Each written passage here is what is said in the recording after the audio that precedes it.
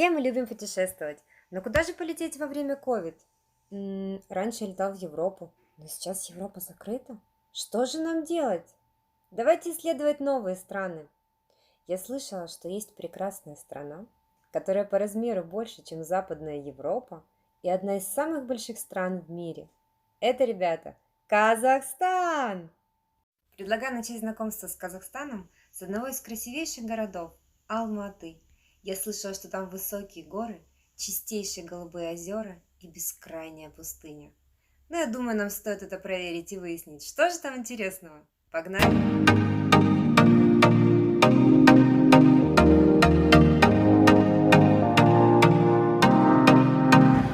Что нам нужно для поездки в Казахстан? Итак, нам нужен ПЦР-тест, который нужно сдать не менее 72 часов. Нам нужны авиабилеты, паспорт и страховка, которая покрывает ковид. В принципе, это все. Мы можем собрать чемодан и уноситься.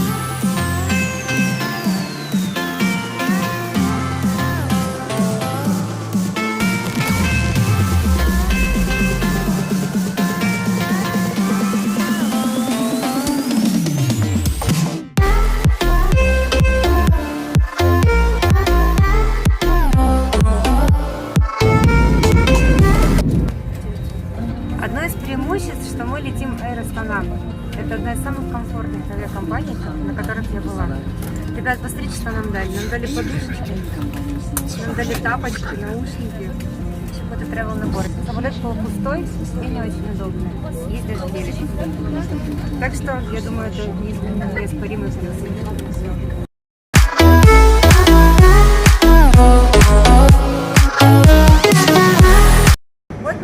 В Алматы. Здесь очень уютный аэропорт, он современный и небольшой. Также вы можете здесь поменять деньги. Сейчас примерно курс $1 это 425 тенге. Также, чтобы всегда оставаться на связи, нам потребуется сим-карта. Ее можем купить в ларьке вон там в конце Билайне. Сим-карта стоит примерно 4000 тенге, то есть где-то $10. Скачиваем приложение Яндекс.Такси и отправляемся в город.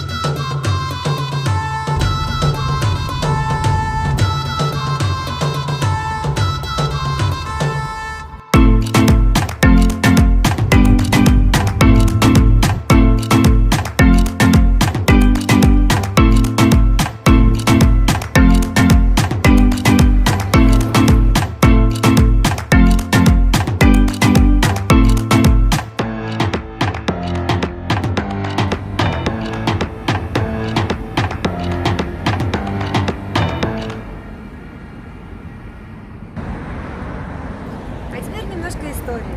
Начало современного города было положено в 1854 году, когда русскими было принято решение построить военный форт на реке Малая Алматинка. С тех пор город назывался Верным. Назывался Верным до 1921 года. Тогда его переименовали в Алма-Ата.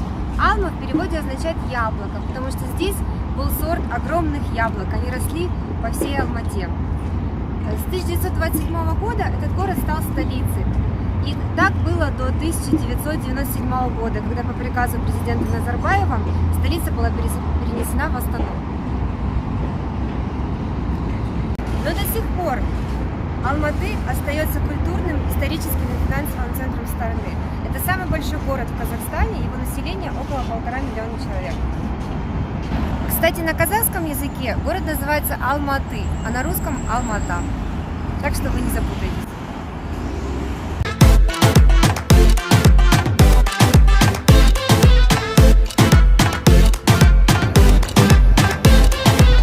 Этот потрясающий город вокруг окружен горами.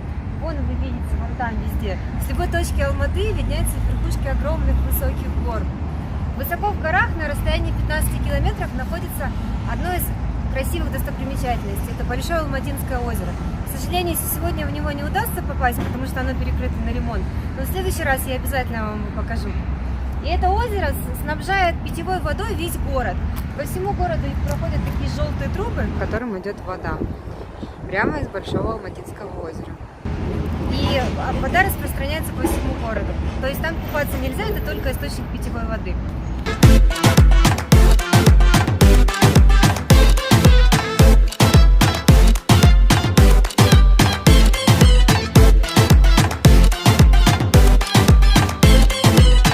Вот они уже горы. Мы с вами сейчас находимся на спортивном комплексе Медео. Здесь находится самый большой каток в Алматы. Вот там. А вот эта канатная дорога, она проходит через весь город и ведет на гору Шимбулак. Там расположен горнолыжный курорт. Предлагаю вам подняться вместе со мной на высоту 2500 метров и увидеть эти горы поближе.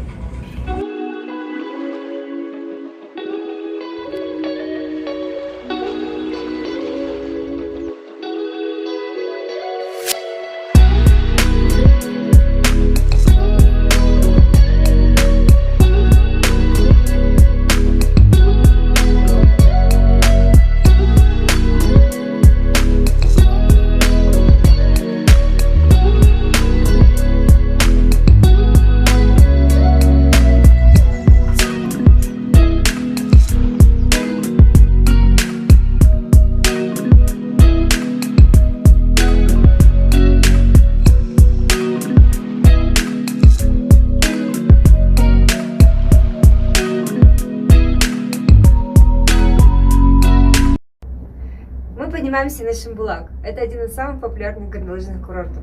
Сейчас мы будем подниматься на высоту 2500 метров. Во времена Советского Союза это был один из самых популярных курортов.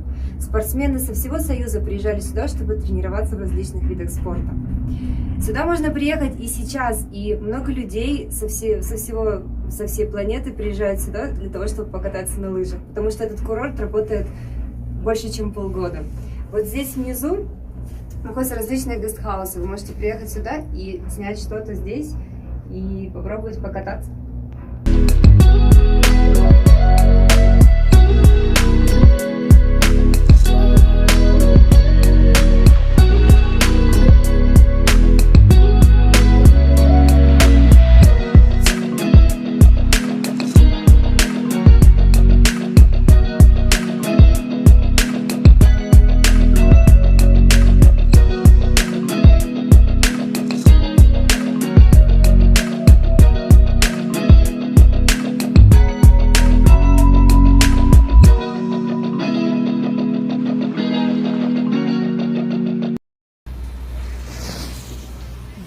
Минут, и мы на первой остановке Шимбулак.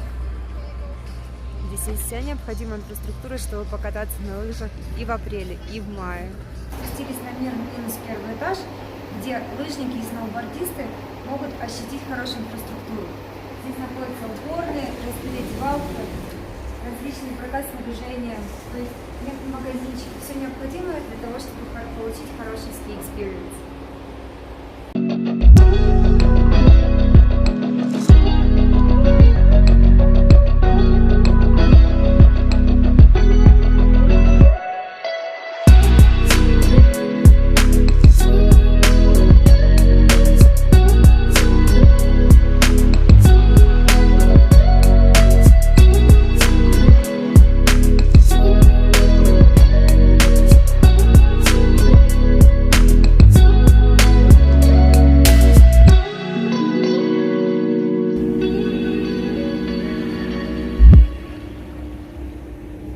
Алматы по кругу окружен горами.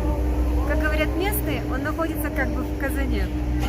Вот там внизу находится город, и по кругу идут горы. Сейчас мы поднялись на одну из них, на самую высокую гору Шимбулак. В самом городе часто стоит смог, как вы видите, даже сейчас. Это из-за того, что очень много выхлопных газов. Но поднявшись сюда вверх, вы можете почувствовать настоящий горный воздух.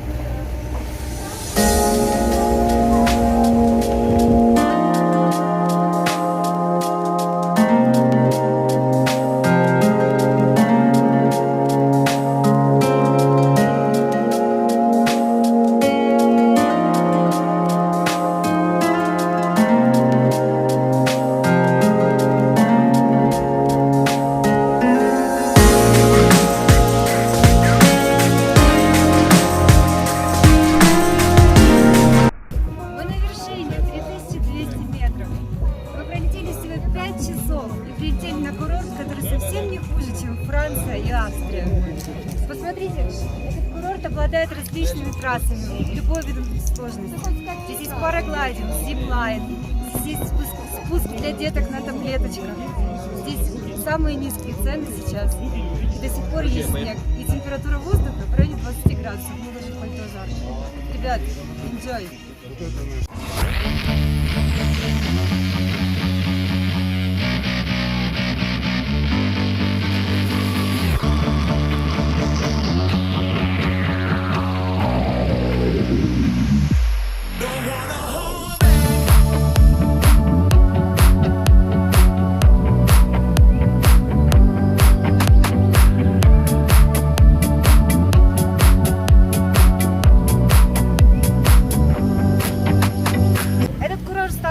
Популярен, что здесь даже построили глэмпинг.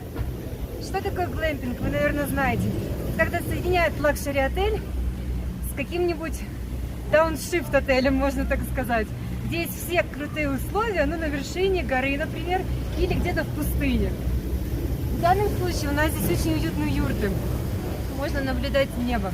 Я подозреваю, что ночью у них там стоят телескопы, и они наблюдают небосвод.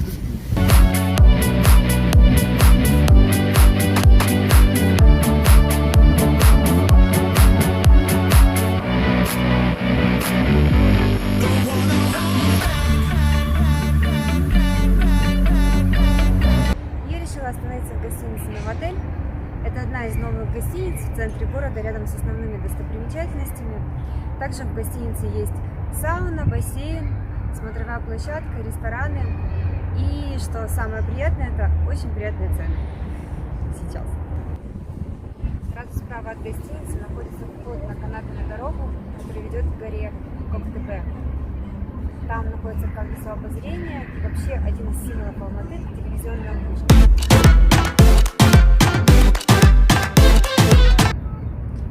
Вот это гостиница «Новотель», а это уже вход на канатную дорогу. Это Дворец Республики. Все очень близко. Заскочили на обед в форелевое хозяйство на реке Талгар. Это буквально 24 километра от Алматы. Здесь горная река чистая, где можно выловить свежайшую форель и ее сразу же приготовят. Пойдемте посмотрим ближе. Вот из этих источников ловят форель. Ну и шикарнейший вид на горы. Здесь приходит ощущение какой-то умиротворенности, спокойствия, первозданной природы. Хочется думать и молчать. И слышать эту водичку.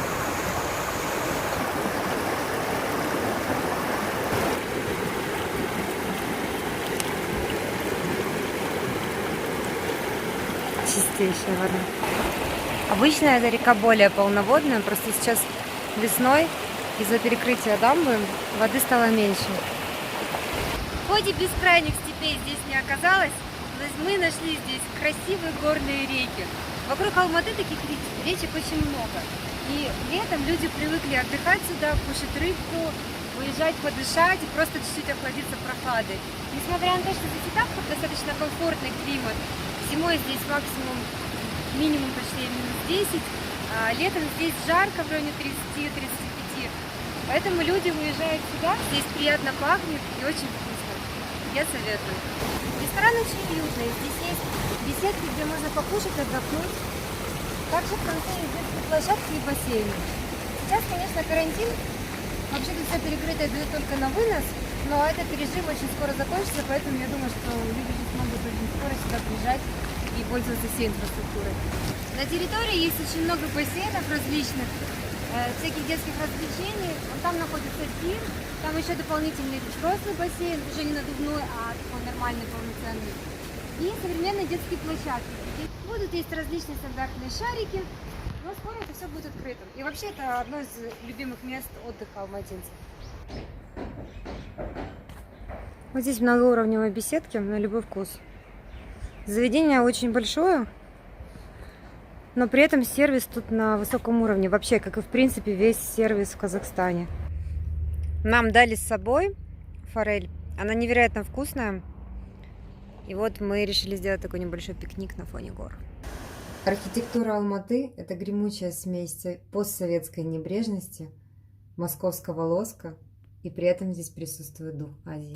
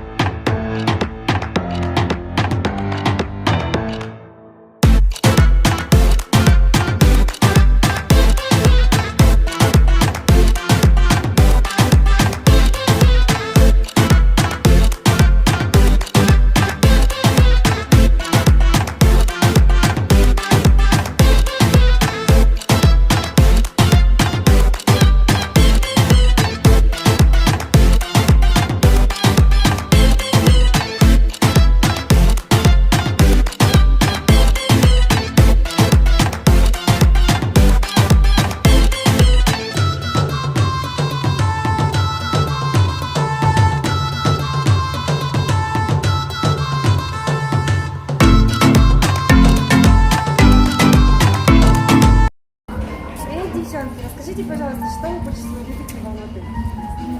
Алматы – это очень красивый город, в котором миллион красок и может сменяться погода с солнечного утра и, как сейчас, сменяться до пасмурного, даже дождливого дня. Вечером будет гроза. Это 100% у нас такой город. Очень спонтанный все, да? Да, но в то же время очень яркий.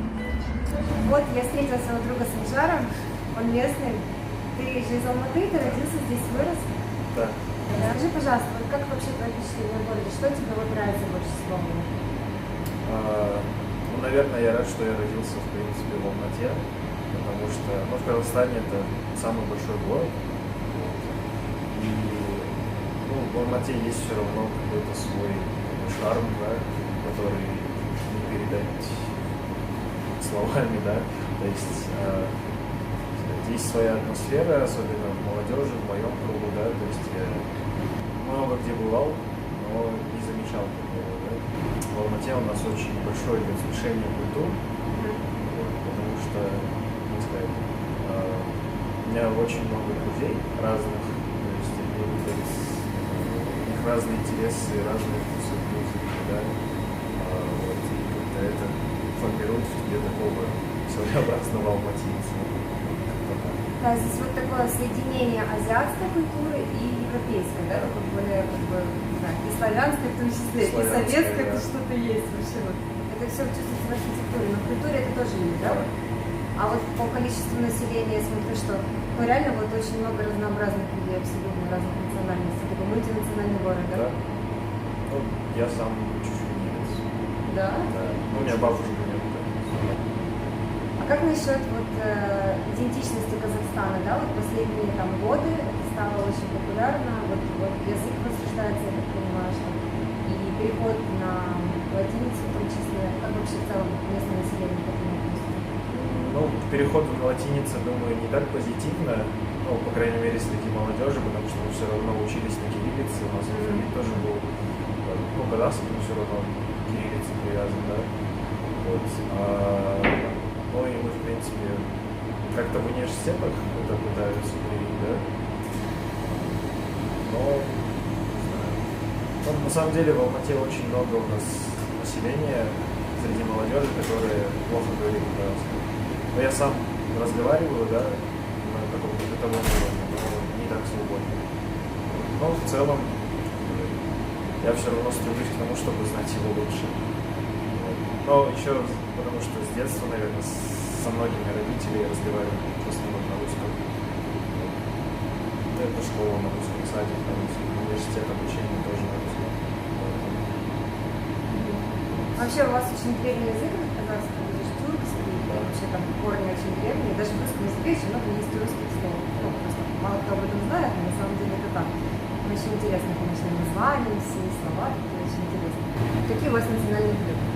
Ну, самое популярное, наверное, среди казахов, наверное, ну и в принципе в мире знают про него бешбармак, да, вареное мясо, которое подается поверх теста, или жайма, там, как называется, да. А плов считается национальным? Да, я тоже хотел сказать насчет этого, потому что все равно из-за того, что у нас очень много людей живет, да, разных национальностей, как-то это все равно уже считается своим. Ну, например, у меня мама каждый год на Новый год делает манты. Ну, а вообще молодежь есть национальные блюда? Или, ну, то есть, или это просто для туристов? То есть это вот такая еда, которую каждый день едите. Вот у нас в Украине, например, есть борщ. Мы его реально едим там часто. Дома его сами готовим, и в кафе можем пойти сходить, в ресторан. То есть, как бы, мы просто его любим. Мы дома тоже часто кушаем. Бешбармак, вот вы готовите Да, дома? бешбармак. Ну, в принципе, бывает, я думаю, раз в неделю, может, раз в 2 недели бывает. Хорошо, понятно. Спасибо большое за интервью. Да, всего хорошего. Мне город очень понравился. Здесь уютно, хорошо, комфортно. Город небольшой, но при этом в нем есть какой-то драйв. В нем есть и современная часть, вот, вы можете здесь увидеть, небоскребы. Также тут остались и старые всякие постройки. Люди очень спокойные, добрые, открытые. Гуляют и веселятся очень здорово. Они, в принципе, открыты ко всему новому и к иностранцам. Поэтому, и они еще не избалованы туристами. Поэтому я очень советую вам в вашем следующем путешествии оставить такую точку, как заезд в Алматы. В завершение, друзья, хочу сказать, что Казахстан меня приятно удивил. Здесь не оказалось каких-то бескрайних степей без растительности. Наоборот, я нашла высокие красивенные горы, чистейшие озера, горные реки, вкусное мясо, например, конина, баранина в различном виде, вкусная рыбка, вот форель, которая водится в горных реках. Восточный колорит, но при этом смешанный с европейской ментальностью. Люди очень приятные, приветливые, сервис на высоком уровне. Действительно, я скажу откровенно, во многих странах постсоветского пространства такого сервиса в принципе нет. При этом всем цены, как в Восточной Европе, как в России, Украине, там в близлежащих странах. Поэтому лично для меня я могу сказать, что это отличный вариант для того, чтобы провести уикенд, там 2-3 дня, просто познакомиться с страной, с городом, перезагрузиться и вкусно покушать. Также здесь есть 6 горнолыжных курортов. Мы с вами поднимались на Шимбулак, это самый крупный из них, но их вообще здесь несколько. Поэтому, если вы любите лыжи, это вообще просто идеальный destination, потому что до гор ехать 15 километров, и вы можете просто целый день устраивать катание, и потом вечером возвращаться в город, где чисто, ухоженно, вкусно и безопасно. Поэтому, ребят, я рекомендую, приезжайте. Всем пока!